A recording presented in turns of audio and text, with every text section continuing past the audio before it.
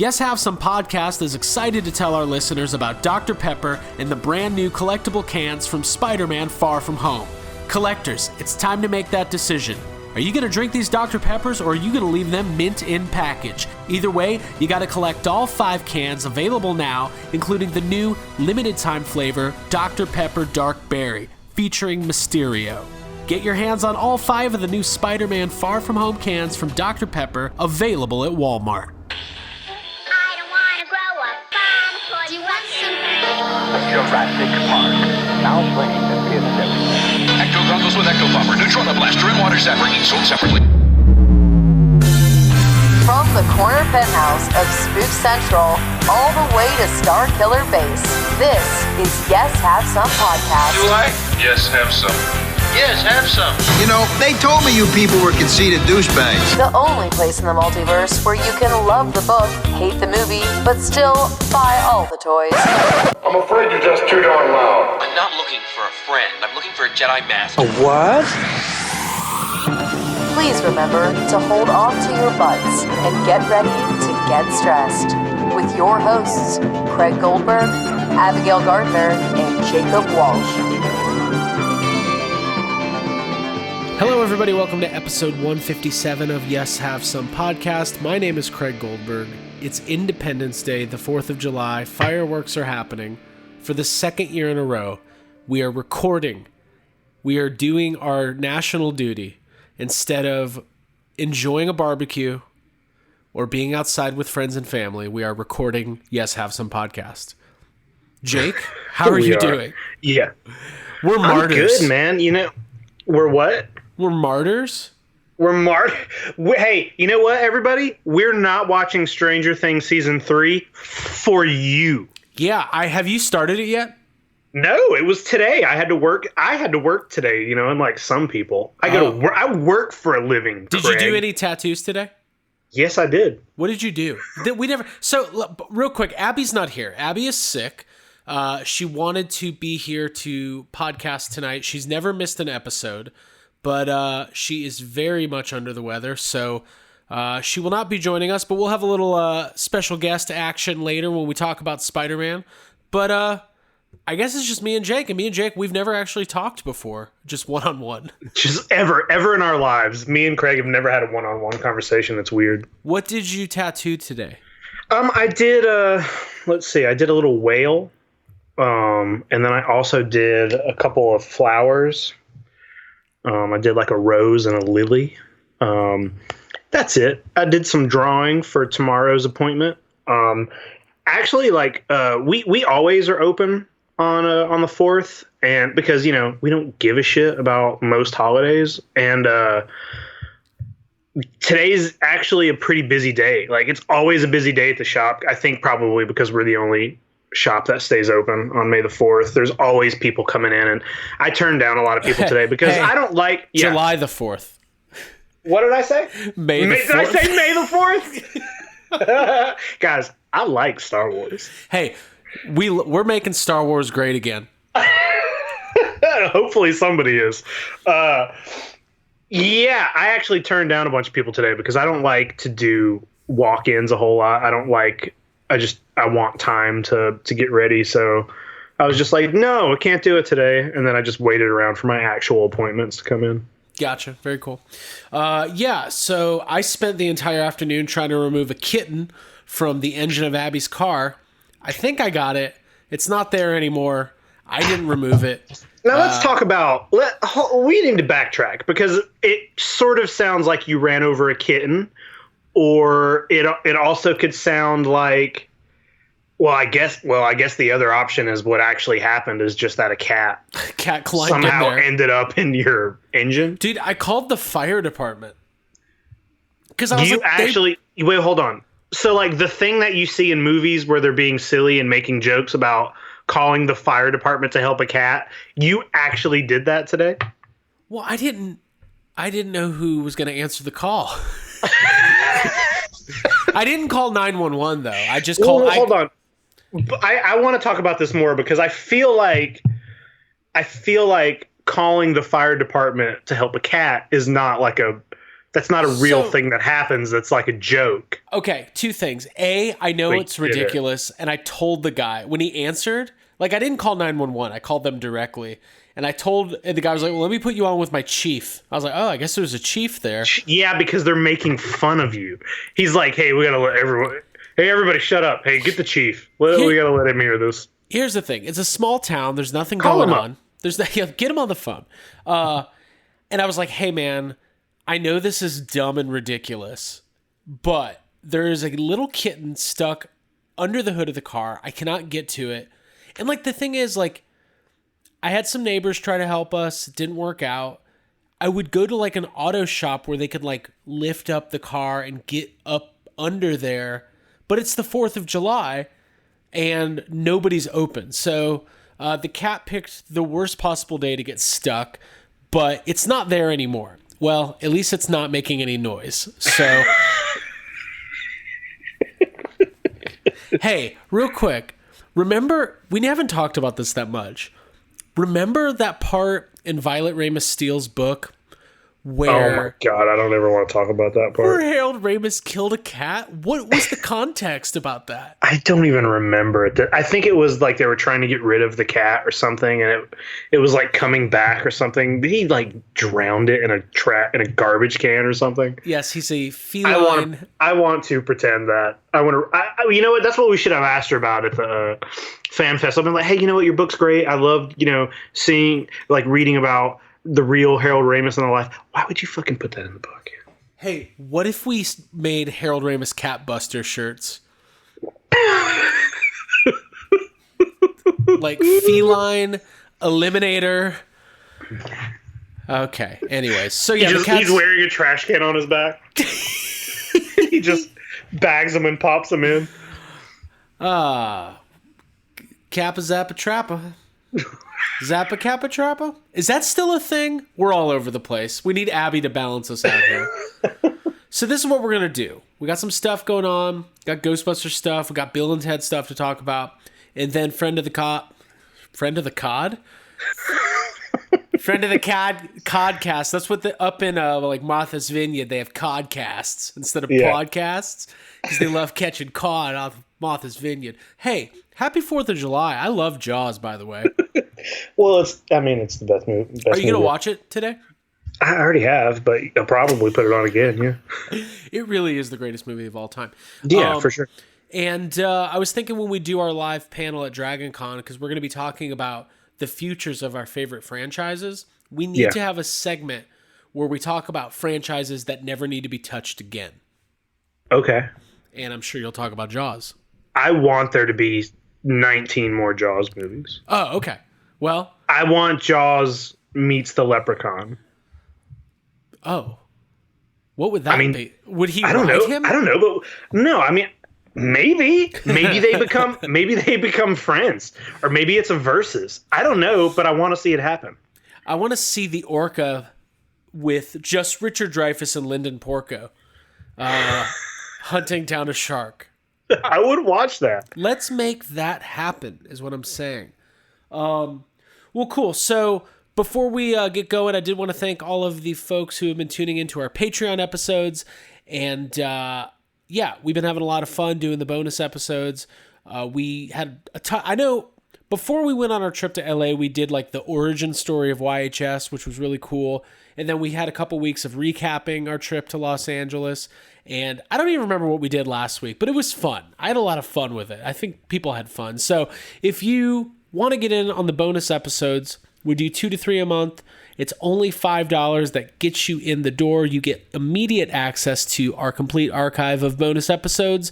We are at the 1 year mark for Patreon. So you get a whole year of basically back issues.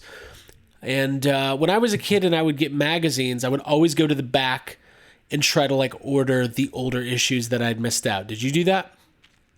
Yeah, sometimes. Yeah. Yeah. So, but you don't have to worry about that because there is no Yes Have Some. I think last week was. Should there be though? Yes Have Some magazine? Yes, there should be with like fake ads for products that don't exist. Exactly. Okay. I think last week was Museum of Death, maybe? No, last week we did a vintage flashback fuck budget. Oh, yeah, you're right. But the magazine, before I move on to the next thing, if you want to get in on Patreon, it really helps us out. We love your support. We very much appreciate it. You're going to go to patreon.com/yeshavesome. You sign up and join that Patreon community because we got a lot of fun stuff planned over the next couple months. And we're going to keep these bonus episodes going. So, like I said, we appreciate everybody's support. And Jake, the back issue thing reminded me of the thing you posted on Instagram this week, the Jurassic Park. Let's talk about it. What was that? I went to a thrift store and I found the junior novelization of The Lost World. And on the very last page had that. It just had like a little an address, and it was just like, hey, join the official Jurassic Park Dinosaur Club. Send your check or credit card information to this address, and just had there was a Jurassic Park club, which I'm jealous about. I'm mad at my mom for not ever getting me that.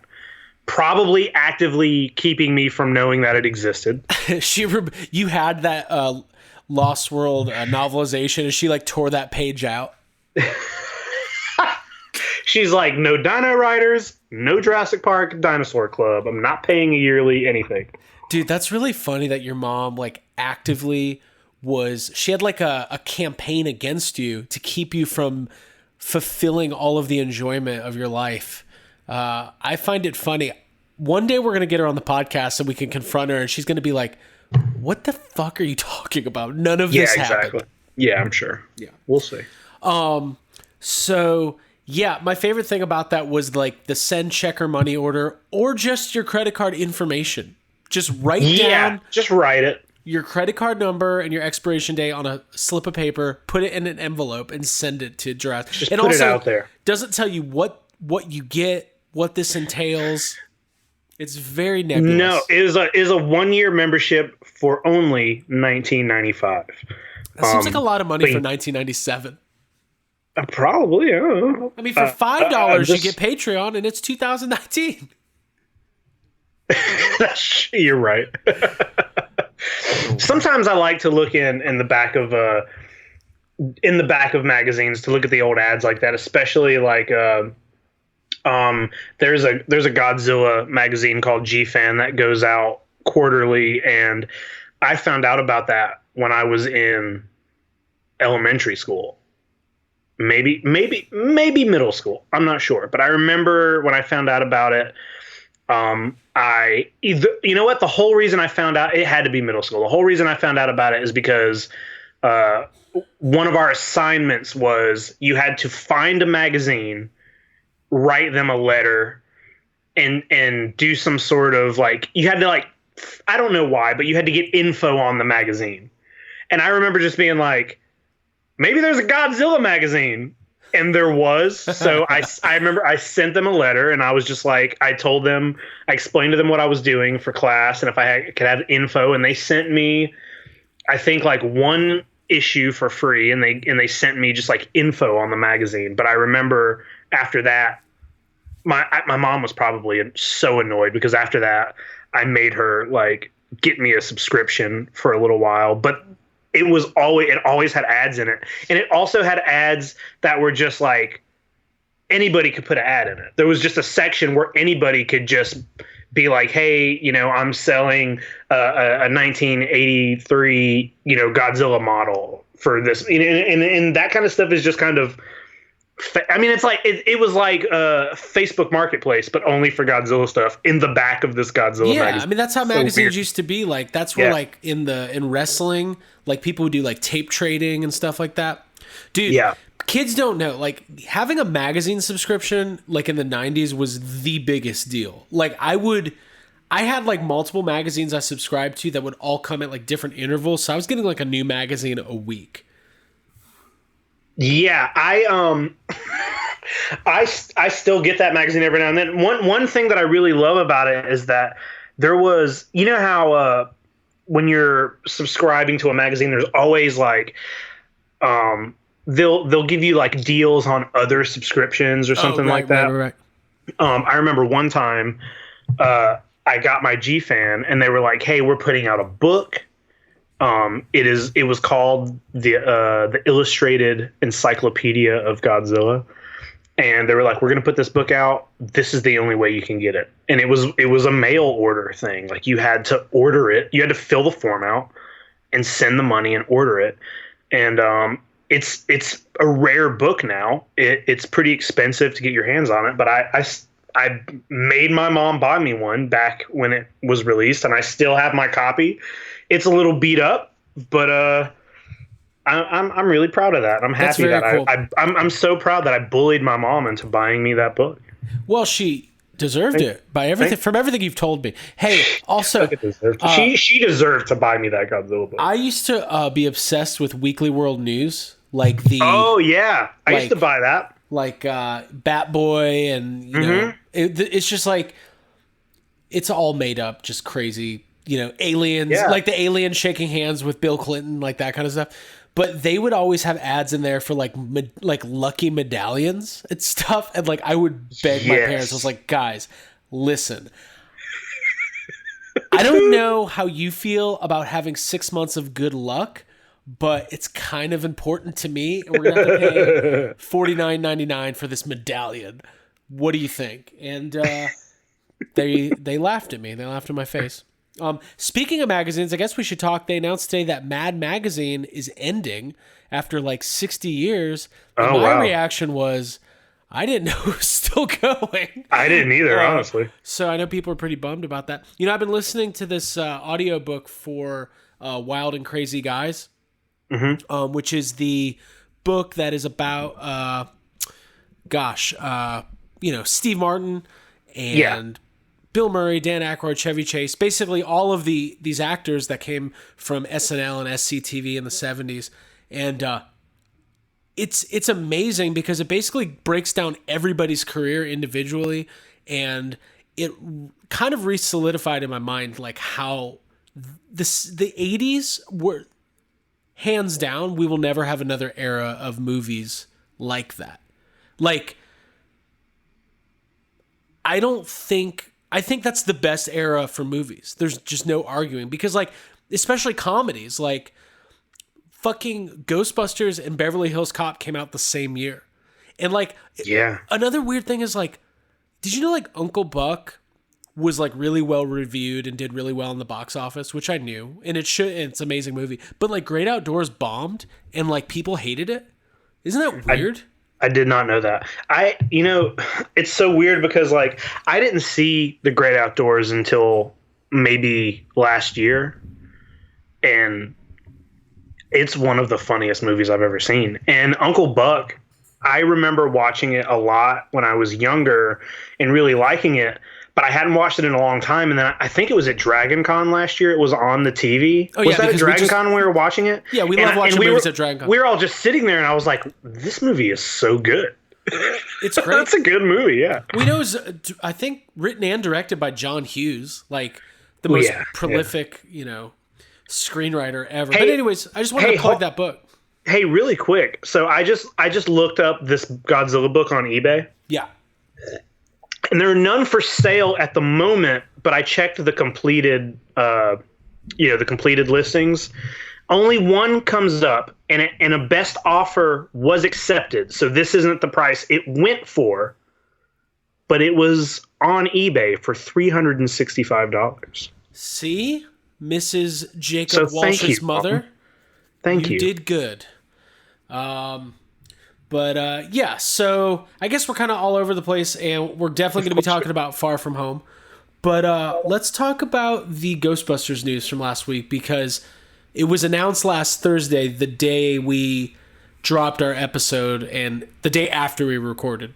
With the Ghostbusters stuff that's going on, they're a couple weeks from filming.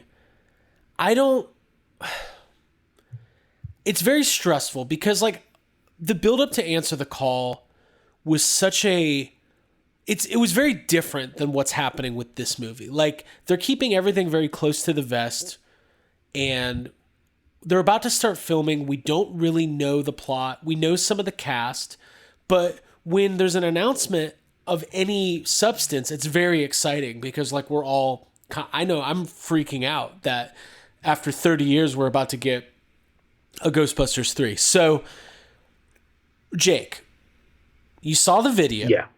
They revealed it in a cool way. I did. They put up a video on Twitter. It said, look who's... It didn't say answered the call. It said something about, look who's taking the call. I think it did. It said something. The video goes up on Twitter. We've all seen it. What was your reaction to this video with this announcement? I mean, I was very excited about it. It's just good to see. Any casting news is great, and every time you get, casting, it just makes it feel more real. I feel like you hear, we've talked about this before. We've all been through this thing with Ghostbusters where it's like you can be told 100 times that there is a new movie being made, but until you kind of see something, it's like, well, it's what's happening. And I think it was really great to be at FanFest and to listen to Jason talk about everything. But also, there were no big announcements at FanFest. So after that, it was just really cool to see that here's like, this is a major bit of casting. Like Paul Rudd he's a pretty big actor. He's very funny. He's good in, everything he's been in. He's great. And it's exciting. It's weird because like Paul Rudd is one of those names that was attached to so many Ghostbuster rumors like 10 years ago. Right. And now he is in the movie. So, but yeah, we don't know much. So we know that he's going to be playing a teacher in the town. So that could be anything. Like I saw somebody was like, "Oh, that sucks. He's going to be a teacher, not a Ghostbuster." I was like, if you recall in the movie Ghostbusters, they were all three teachers. Yeah, I'm ready for the. I mean, I don't want to like spoil too much about the movie, but I'm very excited about the casting of Daniel Day-Lewis as well. Oh yeah. I'm gonna will that into existence. You're gonna will that one? Daniel Day-Lewis comes out of retirement, right, to be a Ghostbuster. I mean, maybe. I mean, who else? Like, why wouldn't he want to do it?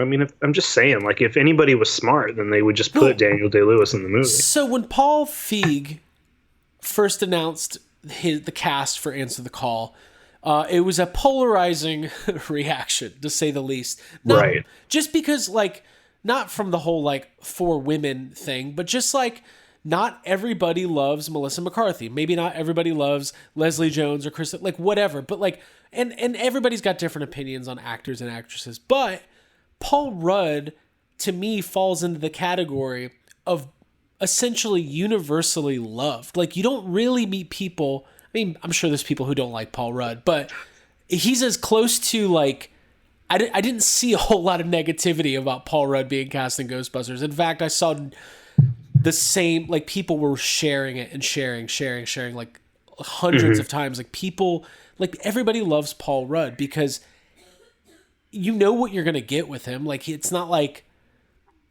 he plays Paul Rudd. So he's going to be probably a slightly sarcastic, charming, funny character in the movie is what I'm guessing. And I think if he is a Ghostbuster, or if he does put on a proton pack, he is a actor who, to me, fits the mold of what you would think somebody in a Ghostbusters movie like would be. Like, I think that's like a perfect casting choice. Yeah. No, I agree. I mean, there's not even anything else I think you can really say about it. Right. Like, he's in the movie, and I think it's a good.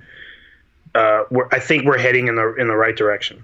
Yeah, and as production ramps up and they start with filming, we're gonna get little pieces here and there. I think though they're filming in like the middle of nowhere, Calgary. I'm not expecting there to be a lot of leaks. I hope not. I don't want to see too much. I mean, I would like to be. Yeah, I would like to be surprised. I'm also kind of like not to go ahead and jump into the Bill and Ted shit, but like it's really amazing to be like, whoa, there's Bill and Ted with, the phone booth, but also that's not what I want to be looking at. I don't want to be seeing.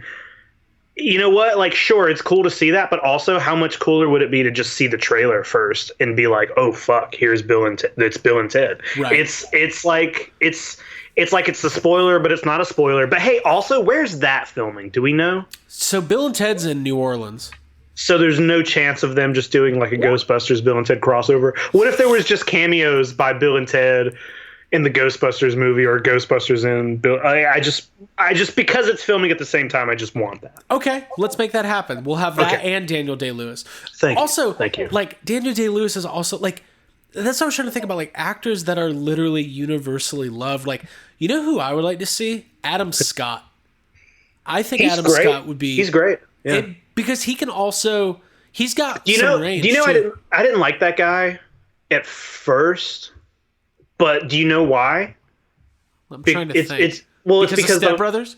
Yeah, because of Step Brothers. That was the first thing I've ever saw him in, and I was just like, "Fucking dude's an asshole." And obviously that's a character, but I think that's probably something that happens a lot. If you see an actor in a movie and they're playing a shitty character, it's the first experience you've had with that actor. You kind of like associate them with that, and I don't think I saw him again in anything until he was in Parks and Rec, you know, and he's amazing in that, and he's been great in everything I've seen him in. I really like him in Krampus. He's great in that. So yeah, he'd be fun. It's funny when, like, for a long time, like, I would describe Adam Scott as like, no, he's like the asshole brother from Step Brothers, and people would be like, oh, okay, and then eventually he just became Adam Scott. Same with Chris Pratt. Remember, it was like, Chris Pratt got cast as Star-Lord, who, you know, he's Andy on Parks and Rec. Which one's Andy? You know, so it's like, it kind of, but anyways, Adam Scott has not been cast in Ghostbusters, so, but Daniel Day-Lewis has. Daniel Day-Lewis has been cast. We just haven't talked about it. We should put up some sort of disclaimer that Daniel Day-Lewis has not been cast in Ghostbusters. I'm gonna Photoshop, like, I hope there's gonna be a set leak, of just a photo, and I'm gonna Photoshop Daniel Day-Lewis in the background. You know what I want to do? This is what makes me wish we had a magazine, so I can write a fake article about how Daniel Day-Lewis is like notorious for being a method actor. I want to like Photoshop and write an article about like, Daniel Day-Lewis ate dinner tonight in a restaurant and he would not take his proton pack off. I love that. He's playing Slimer, and he's just painted green all the time. He's just destroying the restaurant, eating people's food. Yeah. Ladies and gentlemen, I'll slime this whole place. Oh man, but no, I'm just excited, and like, they're so far so good. Like, they're keeping it very tight-lipped, and that, I think that's going to be a better experience for everybody. We're not going to, if things do leak, I'm sure we'll see them, but we're not going to we're going to try to talk more about like the official announcements and kind of let it. Basically, Jason Reitman said early on he wants to unwrap this movie like a present and have all the surprises be kind of calculated. And and also the interesting thing about the Paul Rudd video, which was very funny, by the way, when he said, I just slimed myself. We were watching 40-Year-Old Virgin the other night. The part of 40-Year-Old Virgin when he's just freaking out and he's like got his pants pulled down. He's got the camera on his ass. And he looks at the camera because he's really mad at Mindy Kaling, his ex, and he goes, I'm gonna go out tonight. Maybe I'll go to a club. Maybe I'll go to a nightclub. It's just the way he says it is so funny. But yeah, I have a feeling that Paul Rudd video was shot like a month ago because it 100% was, because, and this is something, I'm glad you said that because I kind of forgot about it. But the article. The way the article was obviously written before FanFest, because it was like announced earlier at Ghostbusters FanFest. It was written with whoever wrote that had the knowledge that this was supposed to be announced at Ghostbusters FanFest. Yeah, that video was probably just supposed to be shown to us, and probably when they showed the Annie Potts video. Probably. Yeah, I mean, I'm sure. I don't know if this is confirmed, but I'm sure it was probably a what do you call those agreement things that they write up? A contract thing. Maybe it wasn't. it wasn't completely set. Yeah, it wasn't set yet, but yeah, that video was shot before FanFest. Yeah, absolutely. And it would have been really cool to have that announced there, but listen, it didn't happen, and that's okay because it was announced now, and it was Wizard World's fault, probably. We'll just blame Wizard. I'm sure. Real quick, before we talk about Bill and Ted, and then we'll get on to Spider-Man, we're so close to this stuff, you know? Like, yeah. But I do feel like I saw the Paul Rudd announcement everywhere. Like, it was on every website, on every page. But it was funny because I asked a guy I know, I was like, hey man, did you hear about Paul Rudd? He's like, yeah, dude, Ghostbusters. I was like, you heard about it? He's like, yeah, I saw it on Yes Absom's Facebook page. I was like, damn it. I'm trying to get a finger on the pulse of, what. I don't know. I want this movie to be huge. I want it to be like, holy shit, Ghostbusters is back in a big way. But I guess we have to wait a year to find out if that's going to happen. Let's talk about Bill and Ted. So, Bill and Ted started filming in New Orleans. Bill and Ted Face the Music, day one of shooting. There was a couple teaser images, but then I guess there's just tons of paparazzi because some video leaked of Bill and Ted. It's not really a spoiler. It was Bill and Ted running out of the phone booth, but there was a bunch of images, and I didn't think it would be this early on in the shoot. I thought we'd see like an official image released, but Alex Winter, Keanu Reeves, they're back. It's very surreal. Jake, what was your reaction to that? It's exciting. It's very exciting, and it's very weird. Keanu Reeves kind of looks weird, and I don't know if it's because his hair is very like he's like clean shaven, which I guess is a Keanu that we maybe haven't seen in a while. Has usually got like a little bit of a stubble, a beard. His hair is also very straight to the point where it kind of looks like a wig, and he's in, this like weird suit, and it's strange because Alex Winter just looks like the character. So it's like, and I mean, obviously, I'm sure, whatever. It's just it's an out of context picture on the first day of filming, but just to see the two of them running around the phone booth, and also there are pictures that I didn't know these existed until you told me, and I went and looked them up. But there are pictures with this could be Gandhi. Spoiler territory. Yeah, fuck it, spoiler, whatever. It's out. Gandhi and like. Who was the other one? Sacagawea running around, and I'm just like, already it's like, what the fuck is this movie gonna be about? Like, I don't care. I'm just excited for it. I'm nervous, I hope it's. I mean, this is a movie. I hope it's funny. The development of this movie rivals Ghostbusters, maybe not in the start-stop fashion, but they've been talking about doing another Bill and Ted for a very long time. And the article, remember when like the whole Entertainment Weekly article came out and it was like Bill and Ted 3 is happening? That was in March of 2018. So like, yeah, but then also after that article came out, there was also more doubt shed on the whole thing. Like, I remember right after that, something happened where they were like, well, maybe it might not be, right. So it's like, I don't understand the world of filmmaking and producing and finances, but it took a lot to get this movie rolling, and I'm very, very excited because, like, you just know it's going to be a fun, feel-good nostalgia movie. Like, and that's just like that, and that's what it should be. Like, it doesn't need to break any new ground. I did see people on Twitter are complaining that Bill and Ted have daughters, even though at the end of Bogus Journey they were both boys.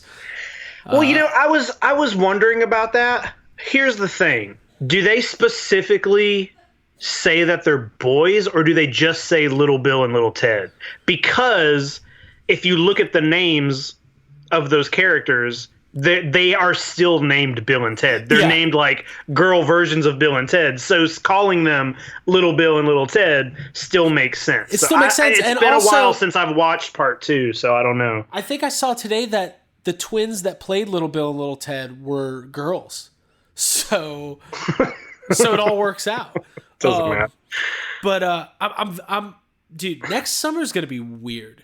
Like, in a 5 or 6 week period, we're getting what's the release date for this movie? Okay. So here's a couple for everybody keeping tabs here.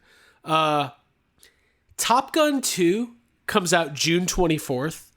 Ghostbusters 3 comes out July 10th. This movie comes out in August, and then Coming to America 2 comes out in August.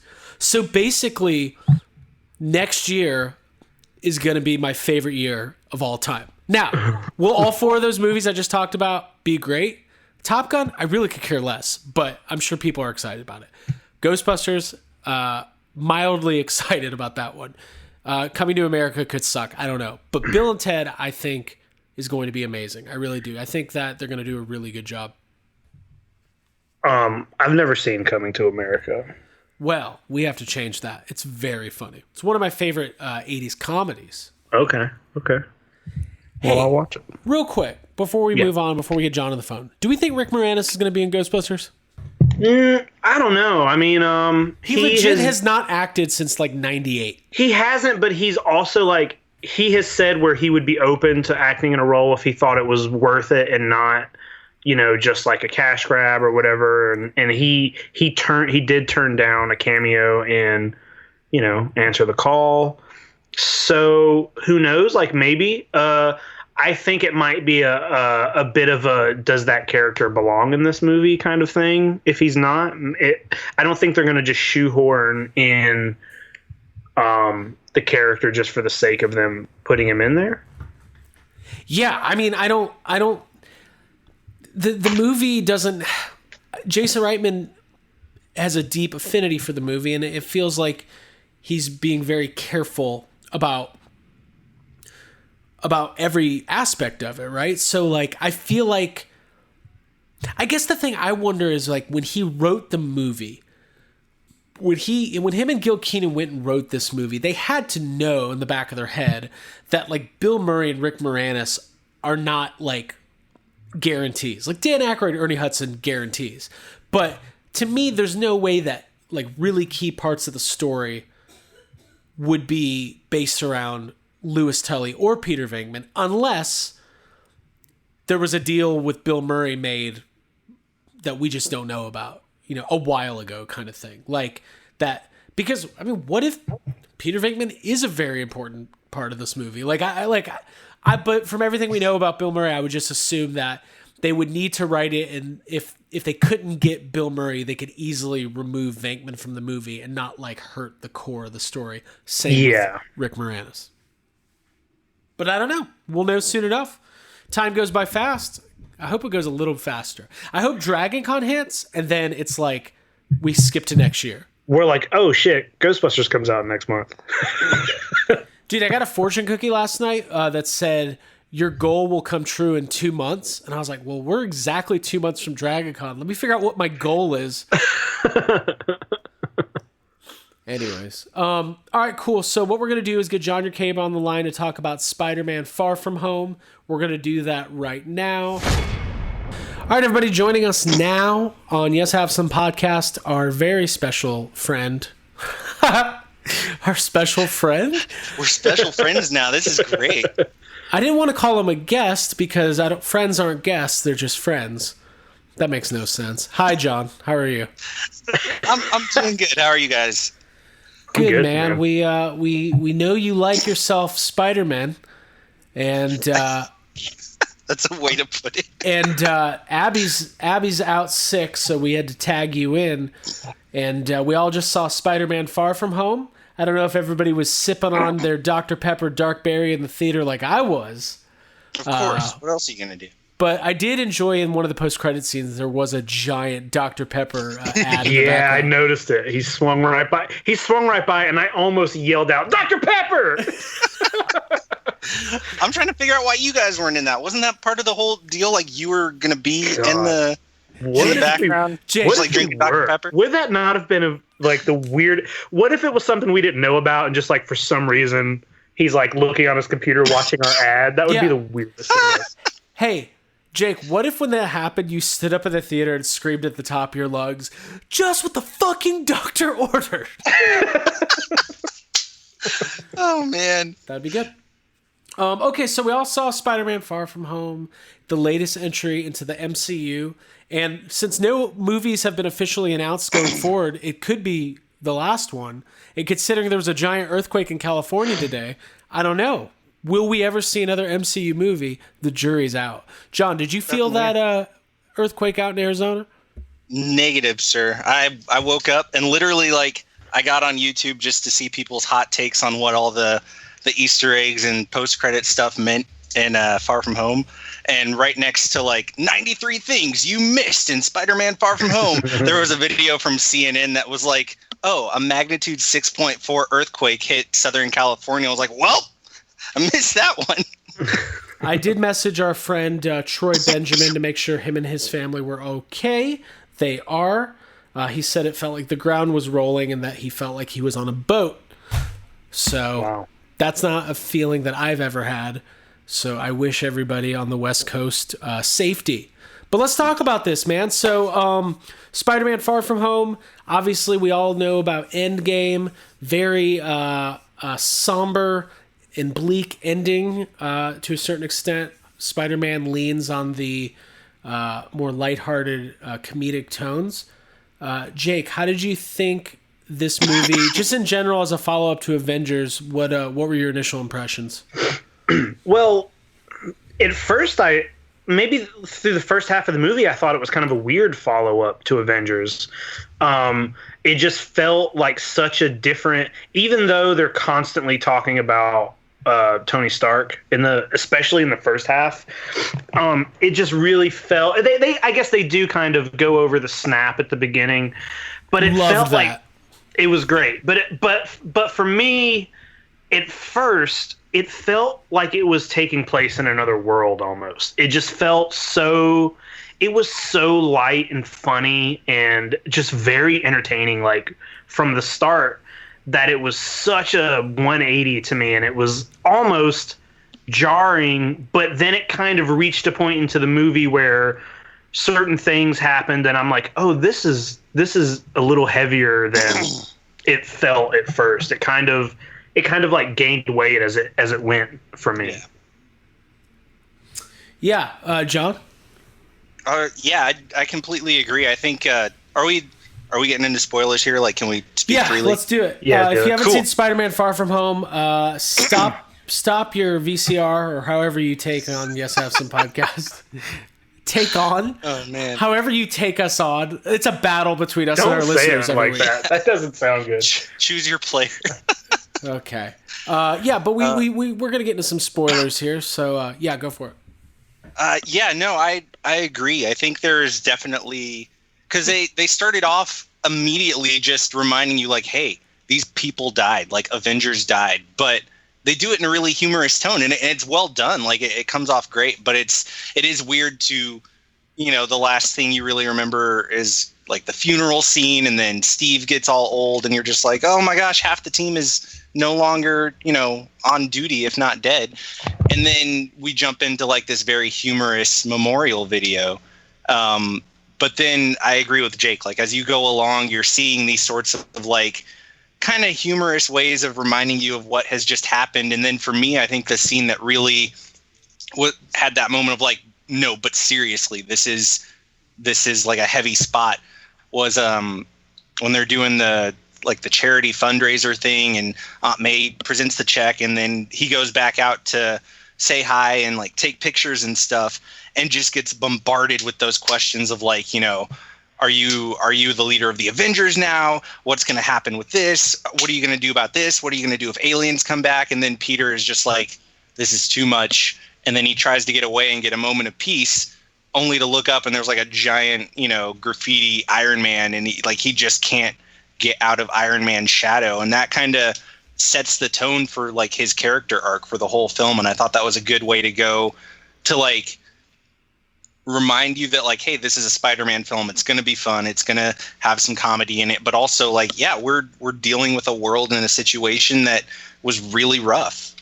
Yeah, and it was funny the movie starts and you hear the Whitney Houston, "I Will Always Love You," and so I immediately, like, because I think I'm a lot smarter than I am. You guys might know that. I was like, oh my God, "I Will Always Love You" from the Bodyguard soundtrack. Bodyguard, Happy Hogan. There's going to be an opening scene of Happy Hogan literally having sex with Aunt May. Called it. Oh, God. And then it just, not even having, but like I don't know. I thought Peter was going to walk in on them, which would be very funny. Just putting that out there. But anyways, I thought that so in high school I was on our multimedia team, and like we produced videos like that, like after 9/11 or when like Aaliyah died or when Dale Earnhardt died, which were literally the three most important moments of the early 2000s. Oh my gosh. Like we did, like that is what high schoolers do. They put together, like, it's supposed to be heartfelt, but it's cheesy. But to me, the clips of the blip and the snap happening, like I could watch. They need a found footage movie of the snap, or like, even just like legitimate like in universe clips from different news stations just talking about like where were you when the snap happened. Right, exactly. Or like a mockumentary set in the Marvel universe, like you were saying. But I thought what's really surprising to me about this movie is I really enjoyed it. It seems to be like universally, like people like Jake or people like my brother who are big MCU fans but are not willing to just say like every single one of those movies, like, yes, home run. Like, Jake, you were fairly critical at times of Captain Marvel. My brother was kind of in the same boat. I'm not like calling you out for that. I'm just saying, but Jake, you really liked this movie a lot.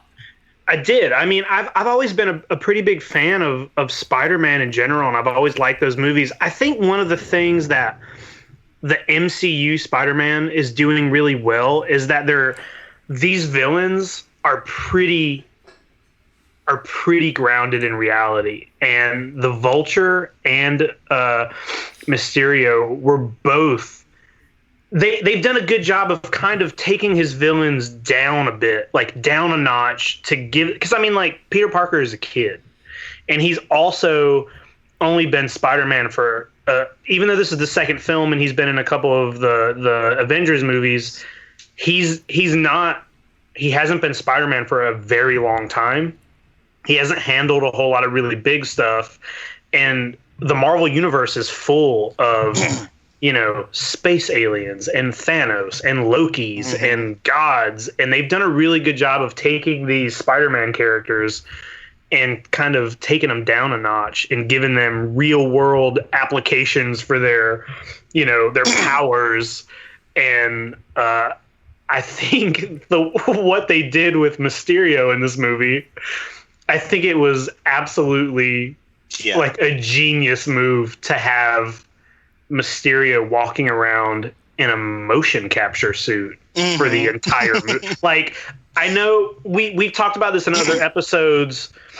The trailers for this movie all show Mysterio as a good guy, and they're basically banking on the fact that most people who don't read or watch Spider-Man don't know Mysterio's deal, that in the comics and in the cartoons and all that, he's just like a trickster dude who's like, basically his powers are that he's just really good at magic all the time, and he can just make you see things or whatever, and he pretends to be a good guy when he's not. And like the way they did it with drones just projecting, he's not even wearing the suit, he is literally wearing a motion capture. Like, that to me was so funny.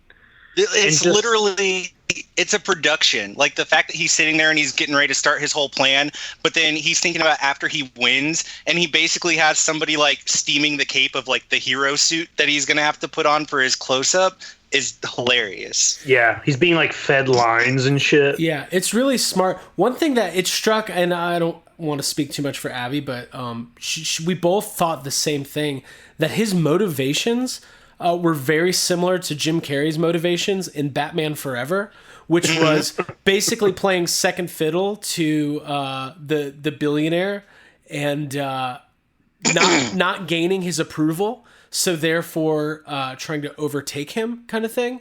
And dude, Jake Gyllenhaal, he's a good actor. I was a little bit worried about this movie, like, for some reason.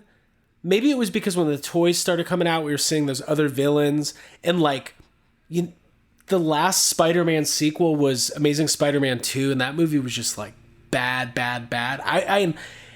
And because this movie was like going to Europe, like I kind of was getting that vibe like, oh, is this movie just going to be one of those sequels where it's like entertaining, but it's just, there's too much going on. There's too many villains. There's too much story that they're trying to fit in.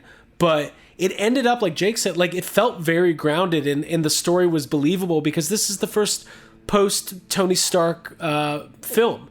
Like Tony Stark, like the Avengers are, the heroes of the world, and Tony Stark was the leader, and people idolized Iron Man. So how does the world move on without him? And John, you referenced that with the press conference scene at the beginning. But like, I really enjoyed this movie. There's a chance I maybe liked it more than Homecoming. I'll have to give it another couple views over time. But I thought Jake Gyllenhaal killed it. Yeah, I think one of the things that I love that this movie did, and that I think more franchises or like, movies that are part of a universe would be smart if they really took this kind of lesson to heart. In general, that's not directed at any specific, franchise or anything, but I love that Marvel, and especially this film, do a really good job of, they set their sights on where they want to get with whatever story they're telling currently. And then after that story is told, when they're ready to tell the next one, they look back at the wake that they've caused with what they've just done. They look back at what characters they've built up, what characters they've torn down, what events they've set in motion, what kind of things that are like the collateral of just them telling the story they've wanted to tell. And then they say, okay, well, if that's what we just caused, what kind of things are going to happen as a result of that? And in this movie, the way that they like seamlessly just there's no way that when they were making Civil War, they were just like, oh, this is great. This is actually an origin for Mysterio. So it means something that Tony just kind of flippantly calls this technology barf. Like, there's no way that they were thinking that. But then for them to be able to look back and be like, oh my gosh, this is where he comes from. And then to look back at Iron Man 1 and be like, this disgruntled scientist is like his right-hand man who comes up with the drones and this. And like, that is just, that's what makes a universe cohesive. That's what makes it matter that your audience has watched all these movies and paid attention, and that you can still look back and make those movies matter even more because you're like, but this is what was happening behind the scenes or after that scene was over. And to me, that you go ahead. Sorry. No, I was just going to say that it just shows how good the writing is and how good the thought process is, that we're not just focusing on the 10 main characters that we know. It's like they're using everything they can, and they're doing like, who came up with that? Who, like, does that mean somebody was like, okay, we're going to get ready to work on Spider-Man 2. I might as well watch every single Marvel film and just kind of in preparation. I feel like that's not something a lot of people would do. Yeah, they would just write their movie. Yeah, I think that's one of the benefits of them having someone like Kevin Feige, and then just him making sure everybody they bring in, yes, they're coming in with their own flavor and their own vision and their own, style that they want to bring to whatever character they're working on, but they're also coming in knowing like, you're making one movie, but together we're making a much bigger movie and telling a much bigger story of the Marvel universe as a whole. And as a part of that, like, you need to come in knowing that you're going to have to do your homework, like not just on, I want to use Mysterio, so read all these Mysterio comics and watch all these cartoons that have him in it. Like, you're going to have to go back and look at the Marvel universe. And it's not saying he has to come from something that's already happened, but know those opportunities when you see it. Like, always be thinking, how can I use my film to also help build the universe? Because they could just go through and make another Spider-Man movie and introduce Mysterio from some random thing we've never heard of, and introduce the Vulture from some random thing that's not connected to anything. And it would still, it could still be good, but the fact that they are constantly finding ways to just build this universe on top of itself and keep it all connected makes it feel that much more important when you do get to something like Infinity War or Endgame or one of these big team up movies, because then it really does all matter. Like, what else is interesting too, that I feel needs to be talked about is like all of the supporting characters in like, so obviously you've got the MCU and then you've got the individual movies kind of have their own kind of self-contained worlds within the larger picture.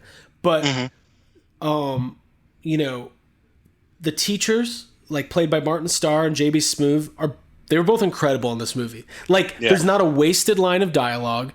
Everything's funny. When Martin Starr's explaining about how his wife faked her death in the snap, and they had a real funeral.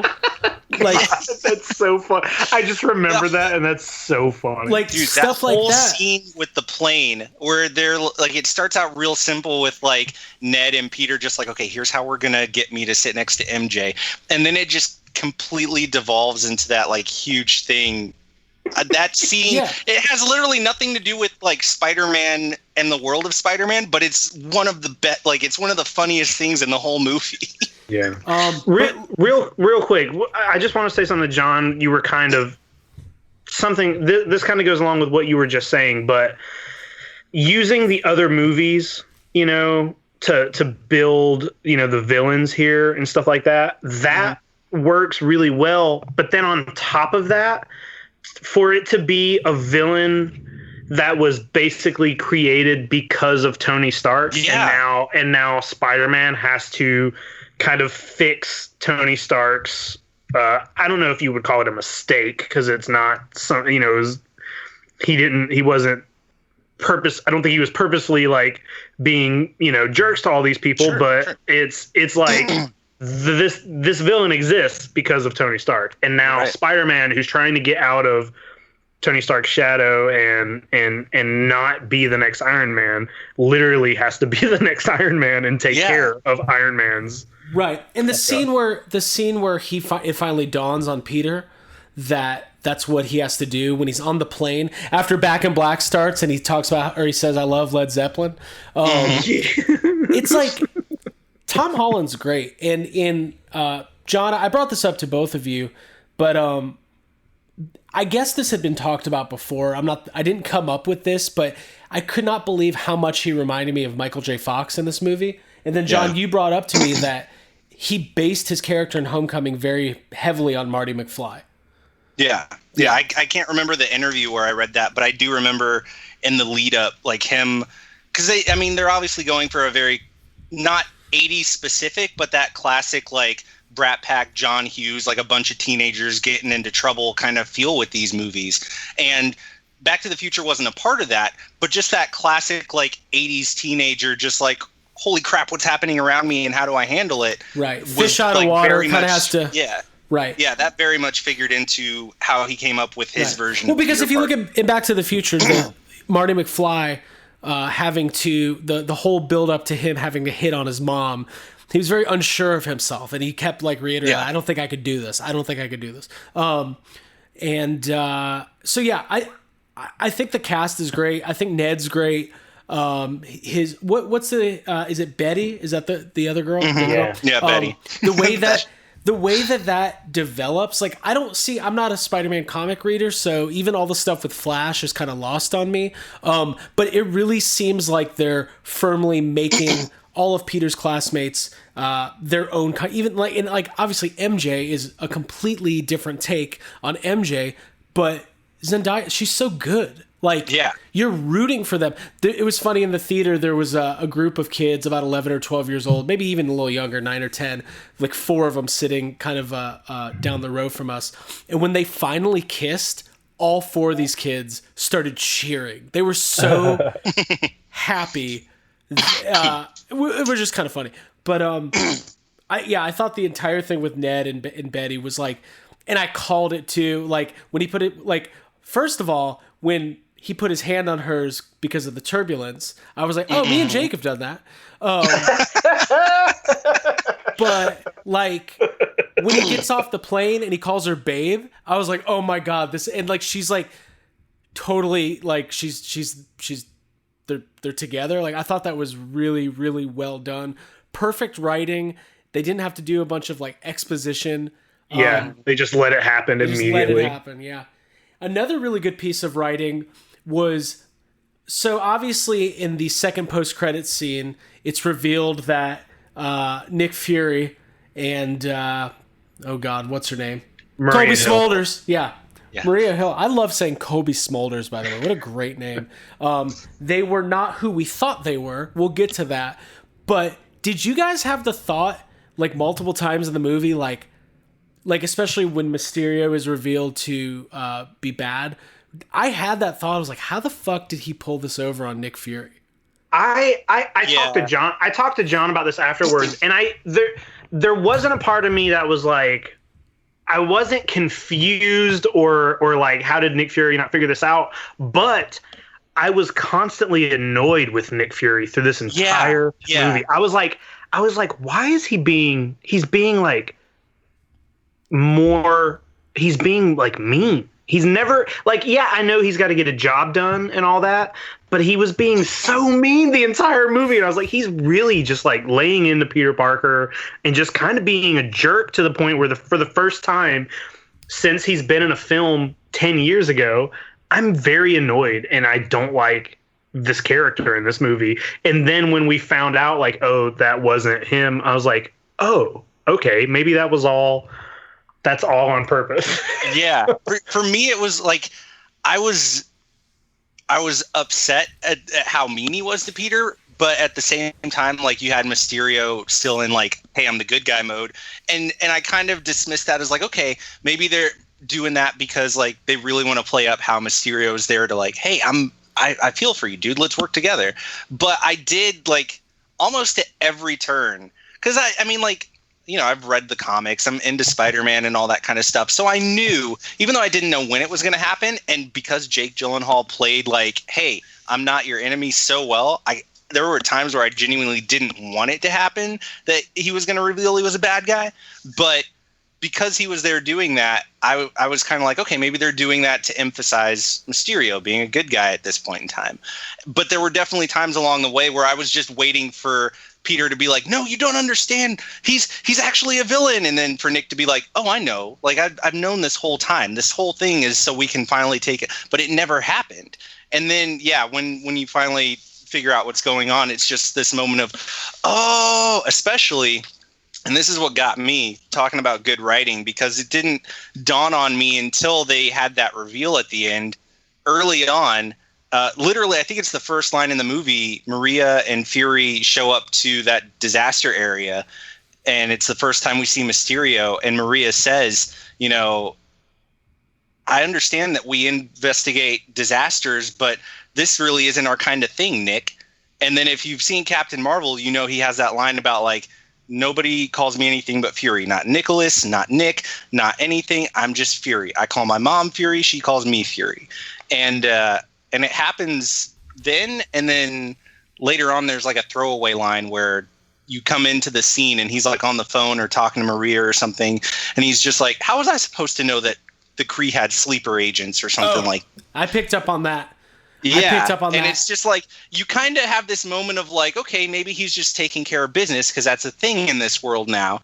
But also, you just have this feeling of, that's a very specific. It was in there for a reason. Yeah. It's like it's in there for a reason. I heard that line too, but just like you just said, I just thought it was an Easter egg basically to let us know that we're still talking about it. How about the way he reacted when Peter brought up Captain Marvel and he said, "Do not invoke her name"?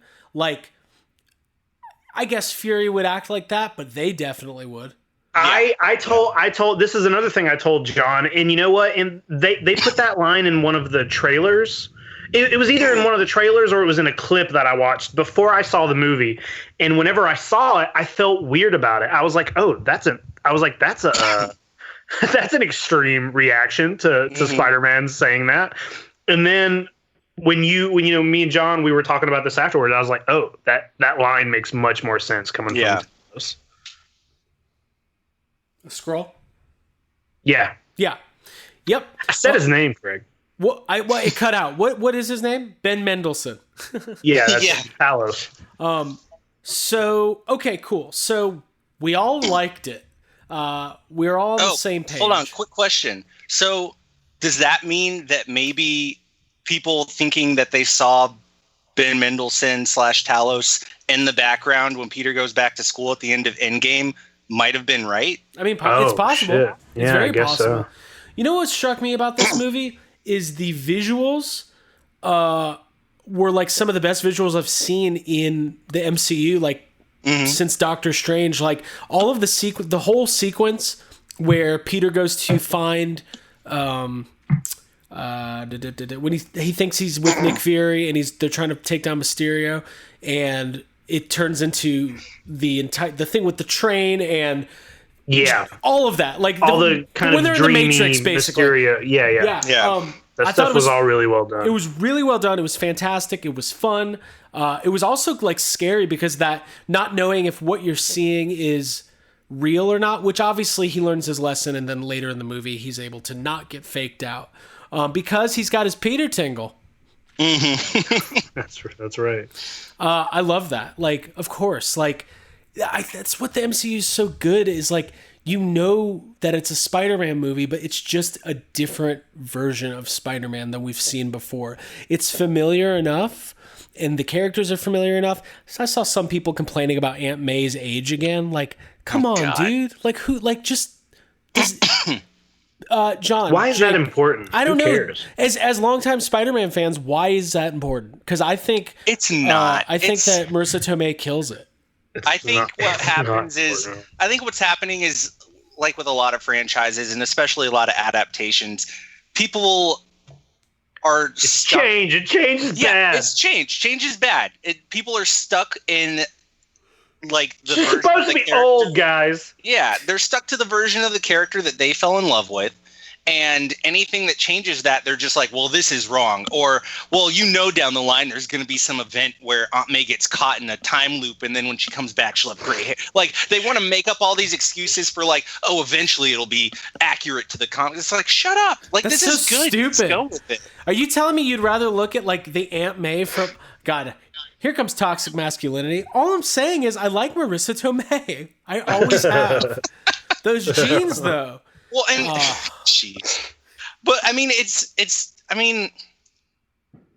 I don't get it. I was going to say I get it, but like, here's the thing. Like, whatever actress they can get to come in and deliver an Aunt May that you're like, hey, I believe her as a character on her own. I believe that she genuinely like loves and cares about Peter. And like, this is the woman who basically raised him and just wants to make sure he's okay. And the chemistry she has with everyone she interacts with on screen is good. I'm like, hey, go be Aunt May, do your thing. It's not that important of a part of the story. It just isn't. This Spider-Man for once is a little bit younger than, like, I know he was in high school for a little bit in Raimi's film and all that stuff, but those actors were older. Like, this is the first time we've had a Spider-Man that really felt like he was in high school. Yeah, and I feel like these are all actually kids. If everybody's going to be a little bit younger, it's okay to make the aunt a little bit younger too. It's just not an important part of the story. It just isn't. Because if you look at any version of Spider-Man, if your answer for like, why is Aunt May a part of the story is so she can be there and be old, then you're not understanding the character. Like, it doesn't matter if she's old. She just needs to be old enough to be his aunt, and then you're fine. Yeah, I completely agree with that. So were you guys, one thing people were excited about was, when Mysterio says he's from Earth, whatever, multiverse kind of thing. Obviously that's still possible in the MCU, but he was lying. I was a little bit bummed about that, but I'm assuming that once they introduce concepts of a multiverse, it'll be done in a better way than just saying it, like explaining what it is.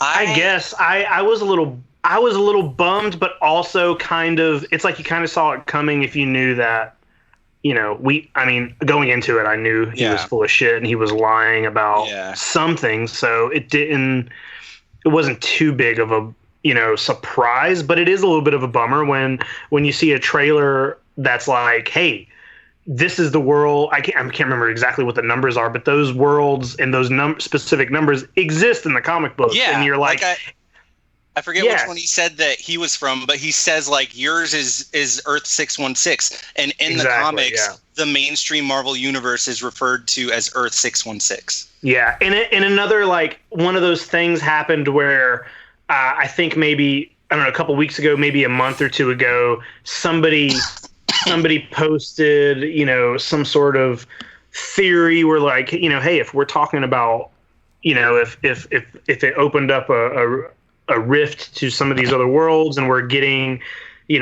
multiple universes now, that's a very easy way to bring in a lot of other characters, including the X-Men or just whatever. Mm-hmm. So yeah, it was a little bit of a letdown, but also sure, that stuff can still exist however it wants to, whatever. It's not. I just can't believe like how far we've come. Like it wasn't that long ago when we were like having conversations, probably I'm trying to think when Civil War came out. Like it was 5 years ago when we were going, man, do you think they'll ever be able to have Spider-Man in the Avengers? And the answer was nope, they just can't because Sony owns it and it just will never happen because studios will never partner up like that. And it's like, bam, Civil War, bam, Homecoming, Avengers, Endgame, Infinity War. Like we've now seen Peter Parker with Tom Holland as Peter Parker like 5 or 6 times in a very short period of time.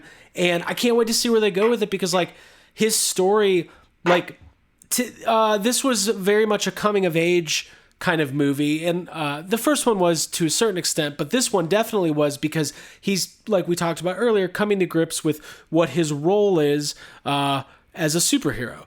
And obviously that's going to change or potentially could change drastically. Before we talk about the post-credit scenes, anything else we want to hit? I know we kind of went rapid fire. Any final thoughts on Far From Home? No. Let's just hit these. Let's hit these after credits. I just want to talk about it. Yeah. Okay. First, after. Jake's like, come on. Okay. So, John, you've talked to me before about the thing you thought the live-action Spider-Man movies, especially in the MCU, were missing, were really good wide-angle shots of Spider-Man swinging through New York. This post-credit scene, the end of the movie and the post-credit scene was a lot of swinging around New York. Were you happy with that? Did you enjoy it? Yeah. Well, and here's the thing, like, say what you will about either the Raimi films or the Mark Webb, Andrew Garfield films, but those set a very specific visual for what it looks like to see live action Spider-Man. And a big part of that visual was him just completely like New York is his playground. And even though it might to some people be the worst live action film, Amazing Spider-Man 2, to me, like that was when Spider-Man himself looked the best when he's in action. And to me that, the movies were part of what made me fall in love with Spider-Man. And so that's very iconic to me. And I really enjoyed Homecoming for what it did to really make him like, the friendly neighborhood Spider-Man.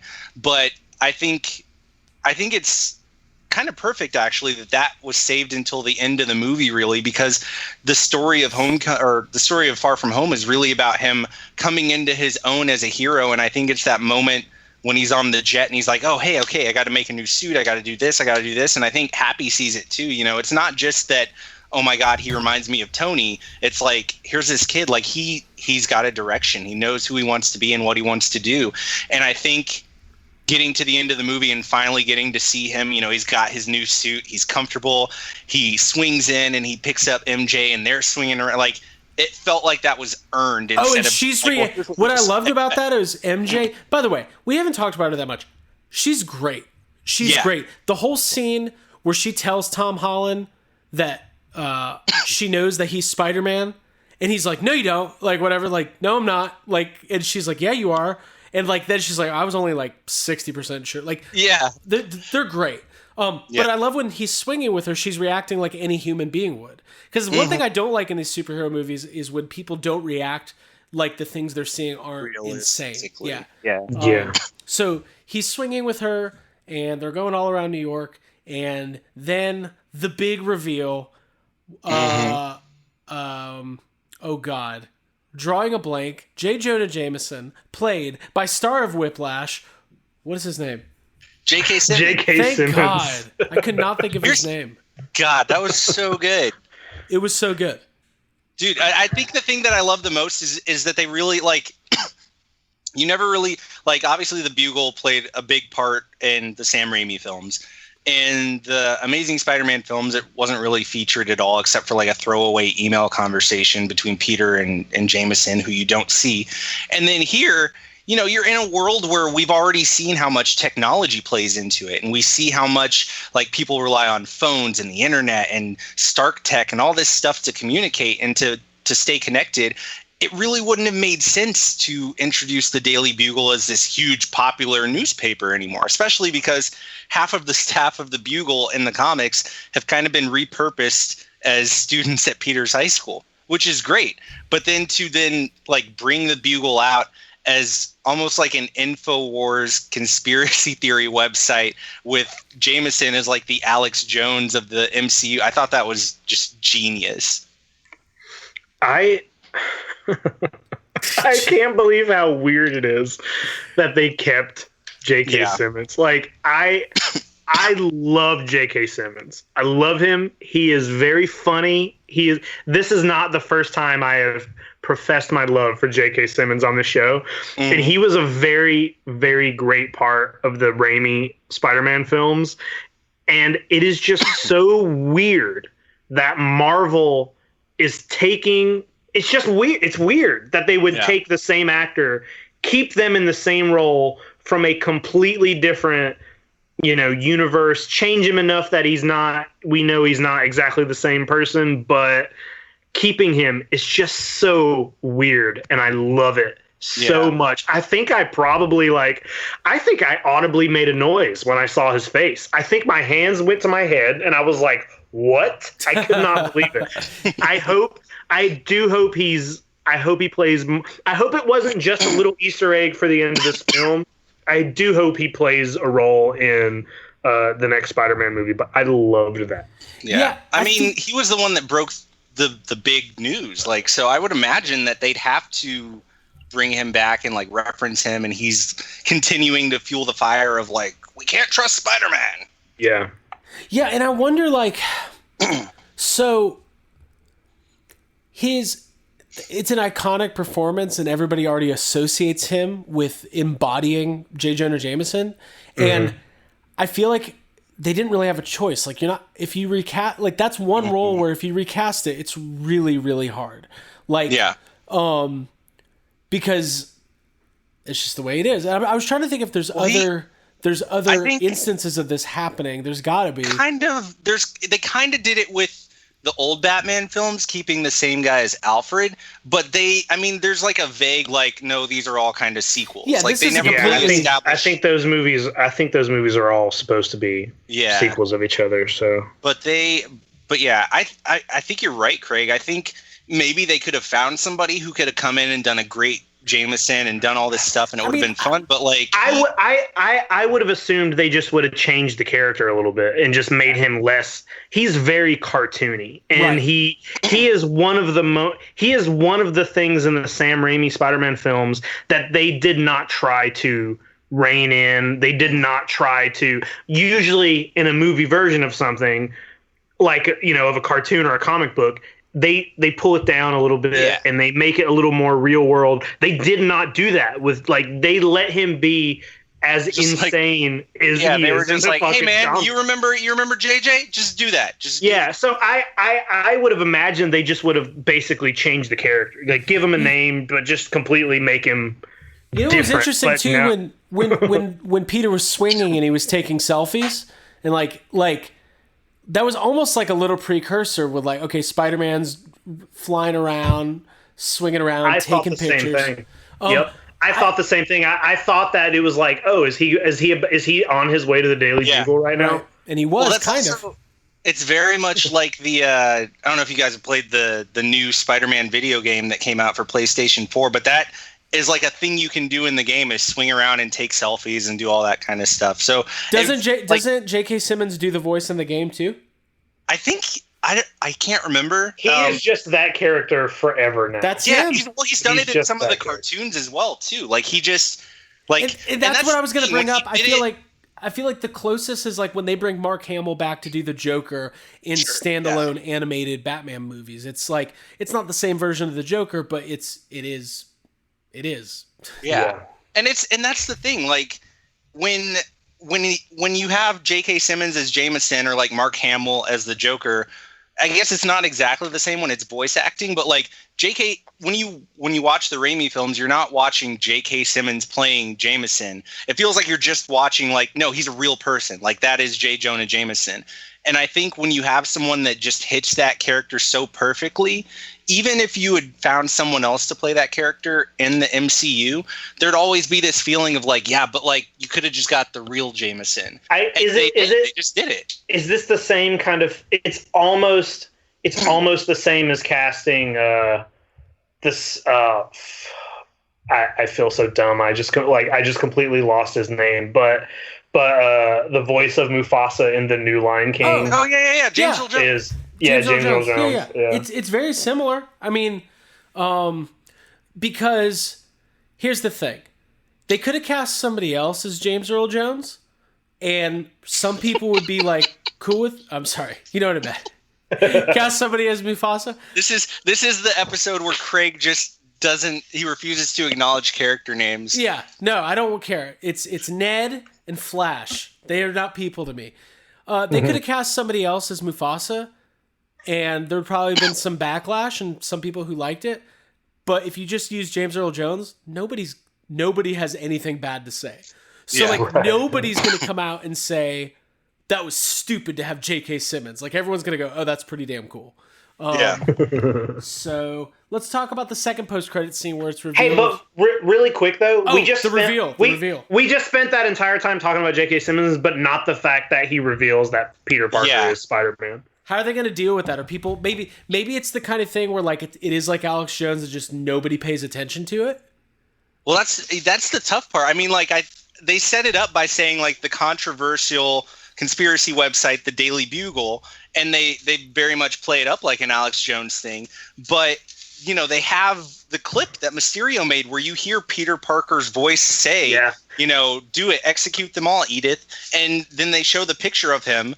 And like people are going to hear Peter talk, whether it's his friends or somebody passing by, and they're going to be like, "Oh my God, it was you." Yeah, I don't think it's gonna be a, you know, was that a real video? Was it not? I think it's just going to be now in this next movie.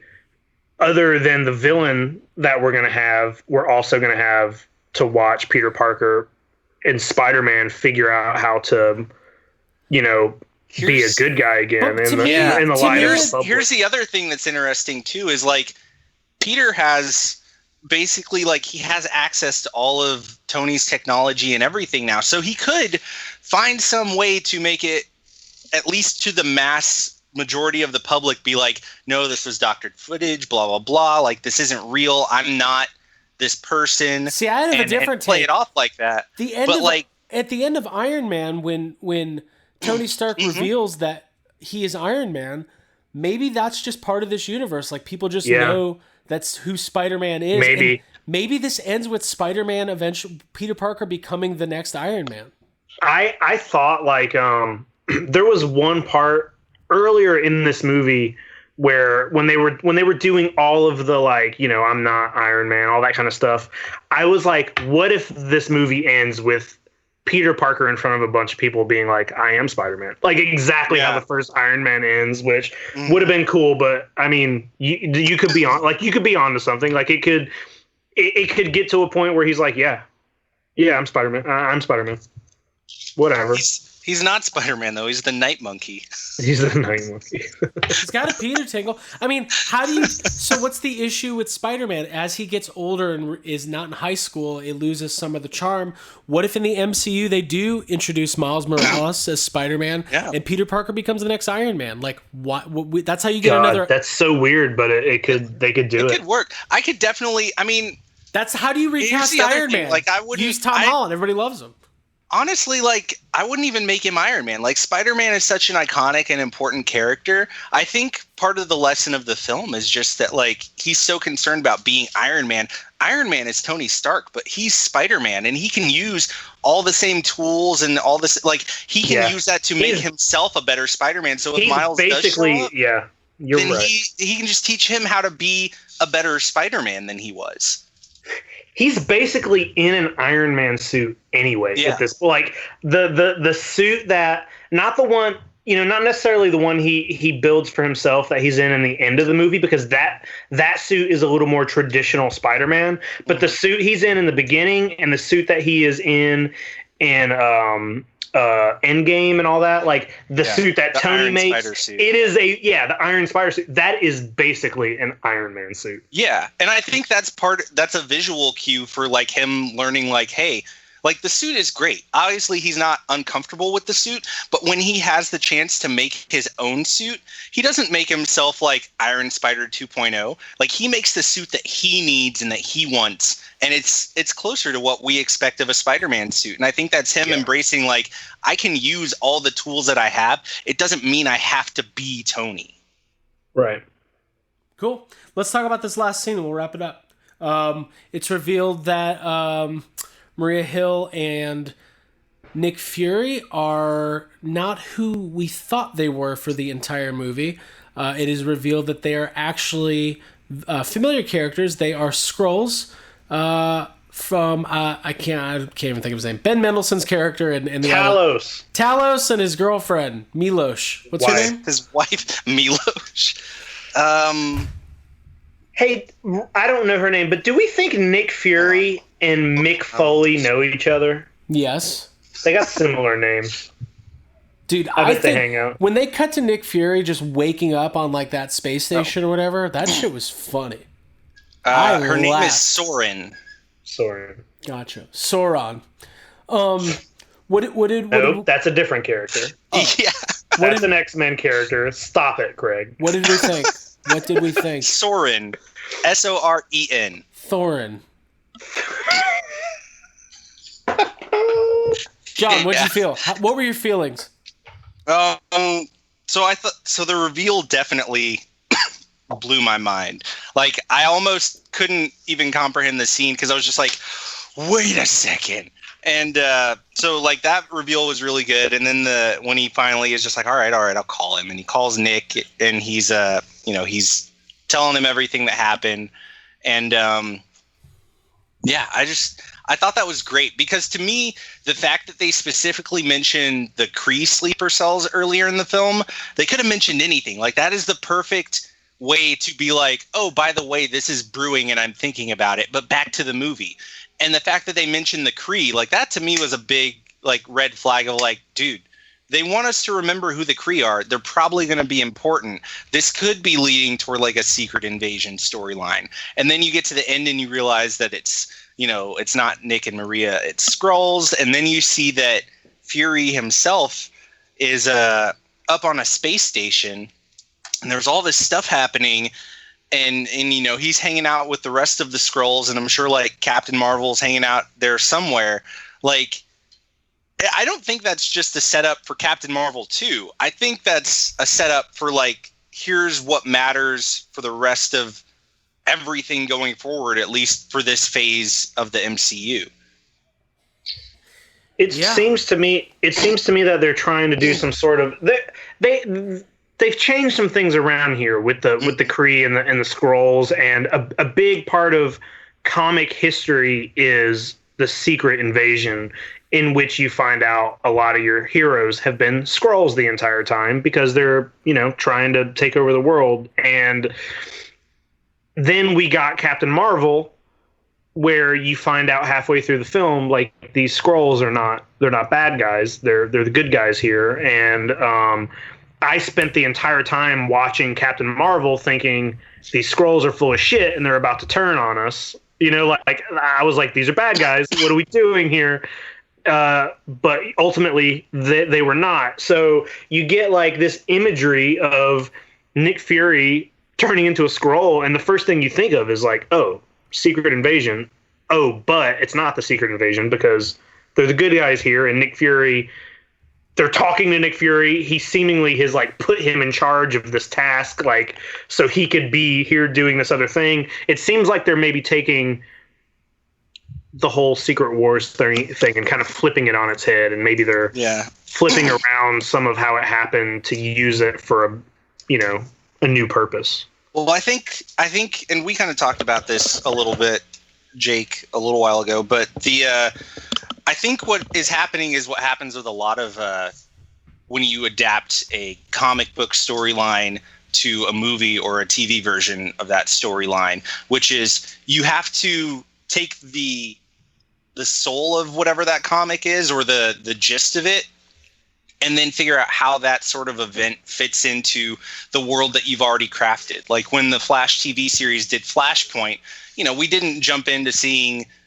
Thomas Wayne as Batman and all this, Aquaman fighting Wonder Woman and all that. They just took the soul of it and said, how do we do that on our show? When they took parts of The Long Halloween in Year One and used that in the Christopher Nolan movies, you could see how that was an influence, but it wasn't necessarily just like exactly like that. Same thing with like Civil War. Like that wasn't as intense and crazy as the comic book was, but it was still Civil War. And I think that with this, I think we've seen some Skrulls with Talos and the people that he wanted to rescue who are good. Like they just wanted to survive. They just wanted to find a place to call home.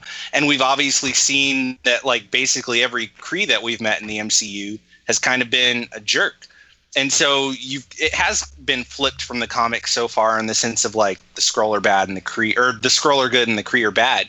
But I think it would be easy to that was Captain Marvel was in the 90s. It's now 2025 or 27 in the MCU if you follow the timeline, I think, after that 5-year jump in Endgame. And at this point, that war is still going on. Even if all of the Skrull were kind of like, it's okay, we're going to do the right thing back in the 90s, at this point, they might be like, guys, we're tired of just being stepped on and not, like, we just want this to be over. And some of them might have gotten to the point where they're just like, screw this, I'm not being Mr. Nice Guy anymore. So where Talos might be the head of a faction that's just like, we want to just survive, there might be plenty that are like, no, we're going to take the fight to them and we don't care who gets hurt. And that's where you might see some Skrulls start to hide out on Earth and kind of be Skrull sleeper agents. And then, it sets up a lot of ambiguity. And like I told you, Jake, I think that makes for a better, like a more compelling story instead of just like, here's the Skrulls, they're bad. Here's the Kree, they're good. Avengers, pick your side. And then everybody teams up to kill the Skrulls or something. I think having that murkiness of like, not everyone's good, not everyone's bad, but here are the Avengers who always claim to be the good guys. How do you become a factor in that fight? Who do you support? And how are you going to deal with the ramifications that has for humanity and for Earth? I think that even that just sounds like it'd be a way more nuanced and interesting thing to see on film. Mm-hmm. Yeah. Who knows? I mean, it's going to be crazy. So we'll get wrapped up here. Comic-Con, San Diego Comic-Con's in a couple weeks. Marvel's doing a Hall H panel. We're assuming that they are going to be announcing this next slate of movies because nothing has been officially announced for next year. We do know Guardians of the Galaxy 3 is going into production sometime next year, and rumblings that Black Widow has actually already started filming. But we don't know. We know that there's going to be another Black Panther, another Captain Marvel. They're doing the Eternals movie. And then we've got all the Disney Plus shows. So Scarlet Witch and Vision and, Bucky and Falcon. Like, there's just a lot. So... And I want more Spider-Man. I want to see more of Tom Holland and Spider-Man. I really like that guy. Agreed. I love that video of him. Did you guys see the video of all the people were trying to get autographs and the autograph hounds were like pressing this poor girl up against the fence. She was getting crushed, and he was like, "I will throw your shit on the ground." It was so funny. She's like, "Please help me." He's like, I got you. I was like, "Oh man, he's a legit hero. He's a good dude." Hero. Because I'm an autograph collector, but if you're one of those dudes who like hangs out at airports to get like 10 8x10s to flip them on eBay, right? That ain't right. Okay. Well, John, dude, thank you so much for joining us. Yeah, anytime. I'm glad to be here. Yeah, we wish Abigail well in her summer sickness. And listen, if you want to get in on Yes Have Some podcast, if you're listening to us and you haven't subscribed yet, make sure that you head to Spotify, iTunes, or wherever you can get your podcasts. Also YouTube, and hit that subscribe button. That way you come.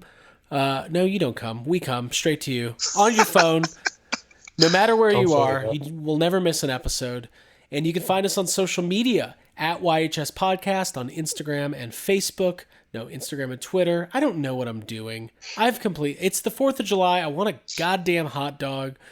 Oh, at YHS Podcast on Twitter and Instagram. And then you can find the official Facebook group for Yes Have Some Podcast. It is called Group Therapy. Now, normally Abby tells everybody how to get there. But I was just waiting for you to be like, and Abby, how do you tell them how to get to group therapy, and then just cut her audio from last episode and just throw it in here. Well, I love when she talks about it, because really how you get to group therapy is you go to Facebook and you search Yes Have Some Group Therapy and you join. But Abby, she's like, okay, first go to Best Buy, buy a computer, get a good deal. Go home, set it up, read the manual, turn it on. Make sure, hook up your modem, get your router set up. Get an HDMI cable. You just gotta, make sure you got all the right cords. Once you have internet access, join Facebook. Sign up for Facebook. Make sure your Wi-Fi password is safe and hard to guess. Yes. Yeah. We don't want anybody in there. No. So listen. Don't be like Happy Hogan and just make it password. Oh, that was really good. Group therapy's fun, man. We have a lot of really fun discussions going on. We're going to be having a spoiler thread for Spider-Man, all the Ghostbusters talk, all the Bill and Ted talk. And there was a great thread this week about people seeing movies for the first time. Friend of the podcast, Ray Esposito, watched Bill and Ted's Excellent Adventure for the first time in his life yesterday. But that's okay. I watched Top Gun and Blues Brothers in the last 2 weeks, and those are not movies that I had seen before because I'm a poser. Let's face it. I have no idea what I'm doing. Hold on. Yo, not Blues Brothers, Animal House. Did I say Blues Brothers? I was about to say Blues Brothers? I was like, you've seen Blues Brothers. I love Blues Brothers. I love Uncle Dad. Boy, when I heard him say that he hadn't seen... I also haven't seen Animal House. Yeah, well, I haven't seen it. Listen, Animal House is a good picture, but when we're talking about Blues Brothers, we're talking about two buddies with sunglasses on in Chicago. Oh man, playing that R&B music was very important to the. Listen, I love Dan Aykroyd. We're gonna get him on the podcast this year, and are we? We're going to teach Dan Aykroyd what a podcast is. No, we're going to get him on. Remember, John, you weren't here. You're not going to have Jason on until next year, so you got some time to get Dan in. No, earlier tonight I was talking about my Codcast. Wow! It's a northeastern fishing show. Right. Oh my gosh! It's kind of like Bassmasters and fishermen. I can do this. I got tackle in the garage. We can make it happen. Hi everybody, welcome to Yes Have Some Codcast. We're out here in Kenosha. I don't know what Kenosha is. I don't think it's near water. I thought he said Genosha. I was like, X-Men? Are we talking about X-Men again? Mutants gotta earn a living too. For Jacob Walsh, Abigail Gardner, and of course our special friend guest, John Yurcaba, Part 4. John, by the way, congratulations on all of your FanFest merchandise that you designed selling for a lot of money on eBay. Have you been able to get your hands on any yet?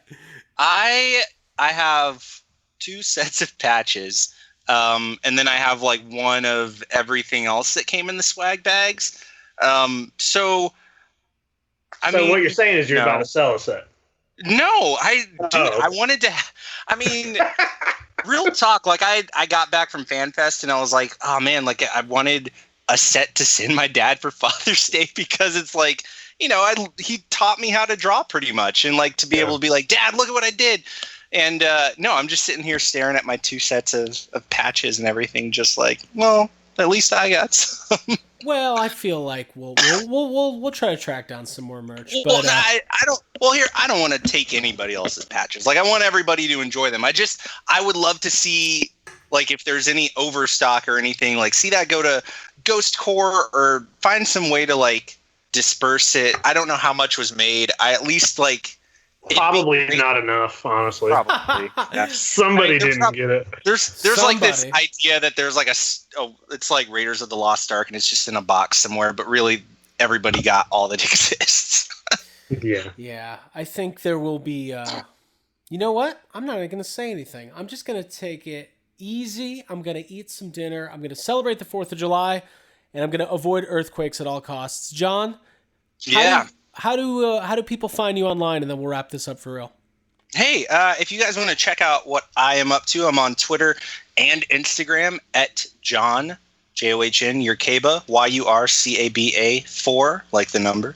And you could see what I'm up to. I'm posting artwork, doing all kinds of crazy business. I'm also on Facebook at The Art of John Yurcaba.